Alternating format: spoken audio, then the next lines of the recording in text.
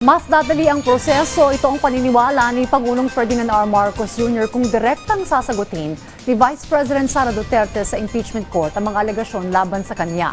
Yan ang ulat ni Kenneth Pasyente. Bilang isang dating Senator Judge noong impeachment trial ni dating Supreme Court Chief Justice Renato Corona, naniniwala si Pangulong Ferdinand R. Marcos Jr. na dapat humarap ang isang akusado sa trial. Tugon niya ng Pangulo isang araw bago ang impeachment trial ni Vice President Sara Duterte. It would be much easier to get to the bottom of everything if you can speak to the accused directly. And the accused can answer directly, not through secondary channels, not through the lawyers. Kung diretsong makapagsagot, di siyempre mas magiging maliwanag ang proseso, mas magiging madali ang proseso. Sinabi pa ng Pangulo na kung siya ang nasa sitwasyon, I would almost insist over the advice of lawyers. If they advise me not to appear, I would insist on appearing because kaya ko namang sagutin. Di ko, sige, sagutin natin. Gayunman, ipinunto ng Pangulo na desisyon pa rin ito ng akusado at ng kanyang mga abogado. Halos isang taon matapos isiwalat ng Pangulo ang maanumalyang flood control projects, hindi pa anya tapos ang laban. Dahil mas marami anyang nalalantad na anomalya sa ginagawang investigasyon ng mga otoridad. Lalo't ayon sa Pangulo, nangyari pa ito sa mga taon bago ang kanyang termino. When we look at what happened last year or the year before, then we can see that the pattern extends beyond 2022, back beyond 2022, and back to about that time, 2017, 2018. And at the time, President Duterte acknowledged that there were great problems in terms of the flood control projects, pero wala namang nangyari. Having acknowledged it, he did not find accountability in anybody. So I guess that was left up to me to do.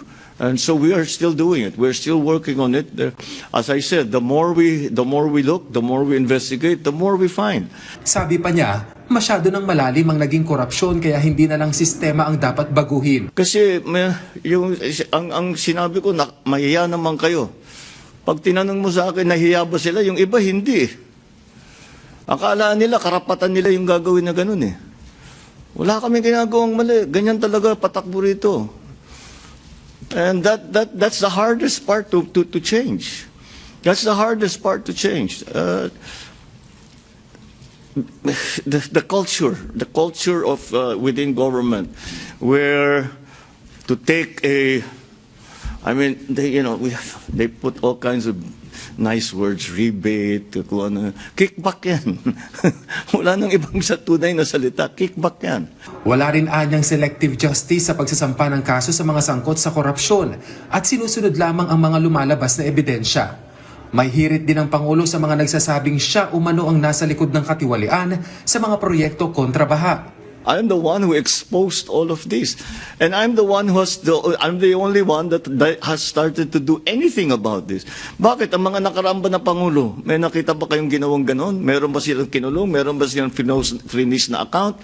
Meron ba silang mga investigasyon na ginawa? Wala. Sa akin lang. Tapos sasabihin, ako daw ang may kagagawan. Kung talagang racket ko yun, ba't ko sisirain yung racket ko? Diba? That makes absolutely no sense. Kailangang pag-aralang mabuti ayon sa Pangulo ang pagpapababa ng age of criminal liability kasunod ng mga karahasan na kinasasangkutan ng mga menor de edad. Yung mga surveys na ginagawa about the mental health of children, kailangan pag-aralan na mabuti yan. Because if we are lowering the age of responsibility for such crimes, then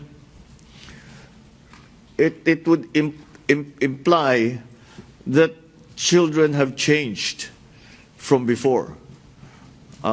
So whereas if they are under 18, under 16, nagbago ba ang pag-iisip ng mga bata? Kailangan din anyang mas mabantayan ng mga social media, pati na ang mararahas na online games dahil sa negatibong epekto nito sa mga kabataan. When it is clear that a certain game or class of games are responsible for the desensitization of our children to violence, then yes, I think we should ban them, and we will ban them. Tinawag namang unhelpful ng Pangulo ang naging hakbang ng China nang patawan nito ng persona non grata si Defense Secretary Gilberto Teodoro Jr. Gate niya, walang mararating ang naturang hakbang ng China lalo na sa usapin ng territorial dispute. Mas lalo lamang din anya nitong itinaas ang tensyon. It does not lessen the risk of a mistake that will, or some kind of skirmish that could grow into something more, or even in moving forward trying to resolve this issue. So it's just not helpful.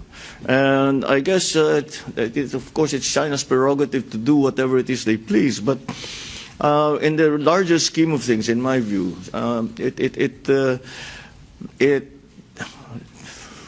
raises the level of tension rather than lessens it. Gayunman binigyang diin niya na nananatiling bukas ang komunikasyon ng bansa sa Beijing. Ipinunto rin ng Pangulo na patuloy na tumitibay ang ugnayan ng bansa sa US. Samantala, umaasa naman ang Pangulo na mananatiling matatag ang paninindigan ng Pilipinas sa pagtataguyod ng 2016 Arbitral Award kahit matapos ang kanyang termino.